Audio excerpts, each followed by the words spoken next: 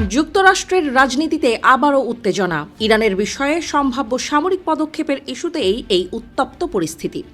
Democrat দলের শীর্ষ আইন প্রণেতারা প্রেসিডেন্ট ডোনাল্ড ট্রাম্পকে সতর্ক করে বলেছেন, ইরানের বিরুদ্ধে যে কোনো সামরিক পদক্ষেপ নেওয়ার আগে অবশ্যই সাংবিধানিক প্রক্রিয়া মেনে কংগ্রেসের অনুমোদন নিতে হবে। তারা একতরফা সামরিক উদ্যোগের সম্ভাব্য বিপজ্জনক পরিণতি সম্পর্কে গুরুতর উদ্বেগ প্রকাশ করেছেন।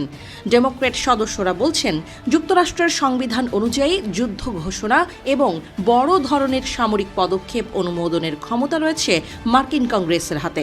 তাই প্রেসিডেন্টের পক্ষে কংগ্রেসকে পাশ কাটিয়ে কোনো অভিযান চালানো আইনগত ও রাজনৈতিকভাবে অগ্রহণযোগ্য হবে।